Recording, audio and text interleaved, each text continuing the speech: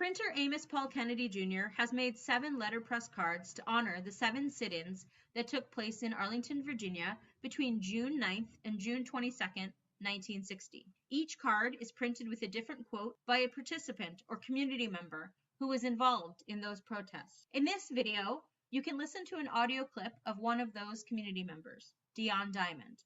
Mr. Diamond participated in the Arlington lunch counter sit-ins in June of 1960, which led to the desegregation of lunch counters across Arlington, Virginia, just 13 days later. We're here in Washington, D.C. at the home of Mr. Dion Diamond to discuss his life and his role in the civil rights movement, particularly his part in the sit-ins in Arlington, Virginia. So I guess we'd like to start out by tell us your background, where you were born, where you grew up, etc. I'm a native of Petersburg, Virginia for the first 18 years of my life. And during that period of time, Petersburg, as most of Virginia, was a truly segregated location. I went to an all-black high school, and I had public accommodations that were white only, or white water fountains, black water fountains, or colored water fountains back then. And at some point, I don't know what motivated me, but I started having my own private sit-ins during the period of 1956 and 57.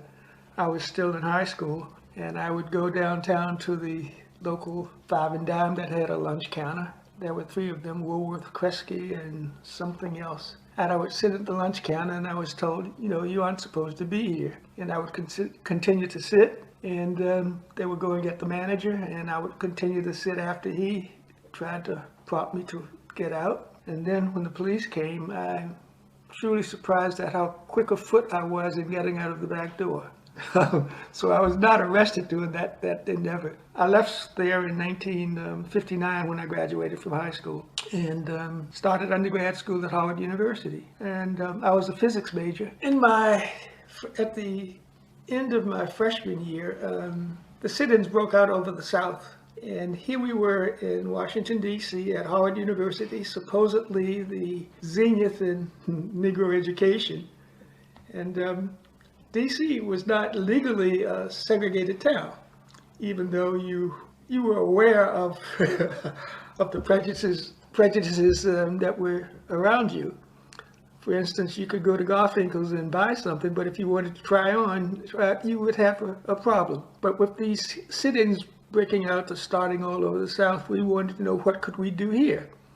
And lo and behold, we knew if we crossed the river, i.e. the Potomac, into Virginia, it would be no problem in finding vestiges of segregation. So a few of us at Howard, for some reason, and to this day, I don't know why we chose the drug fair in Cherrydale, but we did. I have pictures of the sit-ins with, I think there were 7 of us on that initial sit-in, being visited by George Lincoln Rockwell and the American Nazi Party members. And that was my first demonstration, as opposed to the personal ones that I had previously. Thankfully, we knew that there was enough press around that we were somewhat safe. At any rate, that was my introduction to organized sit-ins. And yeah, we desegregated most of Northern Virginia within a 3-week period of time. Because of that quick victory, we said, wow, we've done this, what else can we tackle?